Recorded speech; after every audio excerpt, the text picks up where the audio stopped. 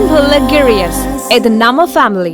அதிமுகவுடன் கூட்டணி வைத்துள்ள தேமுதிகவுக்கு விருதுநகர், மத்திய சென்னை உள்ளிட்ட 5 தொகுதிகள் ஒதுக்கப்பட்டுள்ளன. அந்த வகையில் கடந்த வாரம் முதல் தன்னுடைய பிரச்சாரத்தை அதிமுக கூட்டணி வேட்பாளரை ஆதரித்து கோவையிலிருந்தே துவங்கியிருக்கிறார் தேமுதிக பொதுச் செயலாளர் பிரேமலதா. வழக்கமாக தேமுதிகவின் பிரச்சாரம் என்றாலே திமுக அரசை கடுமையாக விமர்சிப்பது இயல்பான விஷயம். ஆனால் இந்த முறை பாஜகவையும் சேர்த்து வைத்து விமர்சித்து வருகிறார் பிரேமலதா. இதற்கு முன்பு பாஜகவை தேமுதிக பெரிய அளவு விமர்சித்தது கிடையாது. இத்தனைக்கும் பாஜகவுடன் கூட்டணி வைப்பதற்கான அனைத்து முழு முயற்சிகளையும் எடுத்தும் கூட நூலிலையில் தேமுதிகவை நழுவ விட்டது பாஜக. இப்படிப்பட்ட சூழலில் திமுகவை போலவே பாஜகவையும் இழுத்து கொண்டு வந்து தேமுதிக விமர்சித்துள்ளது. தமிழக மக்கள் கவனத்தை குவிய வைத்து வருகிறது தேமுதிக. அது மட்டுமல்லாமல் பிரேமலதா தன்னுடைய பிரச்சாரத்தில் மத்திய மாநில அரசுகளை கடுமையாக குற்றம் சாட்டி வருகிறார். இப்படிப்பட்ட சூழலில் கள்ளக்குறிச்சி தொகுதிக்குட்பட்ட ரிஷிவந்தியத்தில் அதிமுக தேமுதிக கூட்டணியின் தேர்தல் பிரச்சாரம் கூட்டம் நடந்தது. இதில் பிரேமலதா விஜயகாந்தும் பங்கேற்றார். அப்போது கள்ளக்குறிச்சி அதிமுக வேட்பாளர் குமரகுரு, நான் எனக்காக வாக்கு சேகரிக்க வரவேண்டும் என்று பிரேமலதாவை கேட்டதற்கு கண்டிப்பாக வருவதாக சொல்லி என்னை வெற்றி பெற செய்வதுடன் என் தொண்டர்களையும் விடமாட்டேன் என்றார்.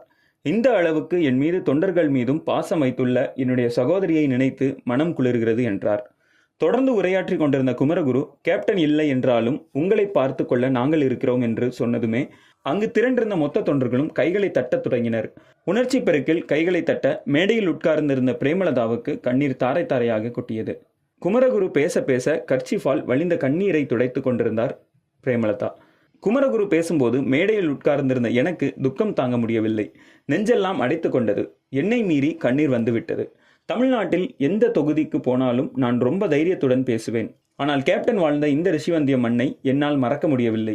ரிஷிவந்தியம் சிறப்பான தொகுதி. அதிமுக கூட்டணியில் விஜயகாந்த் போட்டியிட்டு வெற்றி பெற்ற தொகுதி. அதனால் அவரது ஆன்மா இந்த ரிஷிவந்தியத்தில் தான் உள்ளது.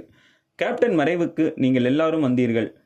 2 நாள் யாருமே சாப்பிடவில்லையே. டிவி முன்பு நீங்கள் காட்டிய அன்பு பல மடங்கு. கவலைப்படாதீர்கள். கேப்டன் நம்மளை விட்டு போயிட்டார் என்று நினைக்காதீர்கள். உங்களை காப்பாற்றுவதற்கு நாங்கள் இருக்கிறோம். நானும் என்னுடைய 2 மகன்களும் உங்களுக்காகவே இருப்போம். இனி ஒவ்வொரு தொண்டர்களுக்கும் என் வாழ்க்கையை அர்ப்பணிப்பேன் என்று சொன்னபோது மீண்டும் கூட்டத்தை பார்த்து பிரேமலதா கண்ணீர் விட்டு அழுதார். மொத்தத்தில் ரிஷிவந்தியம் பிரச்சாரம் நிகழ்ச்சியுடன் நடந்து முடிந்தது. அன்புள்ள கிரியஸ் இது நம்ம ஃபேமிலி.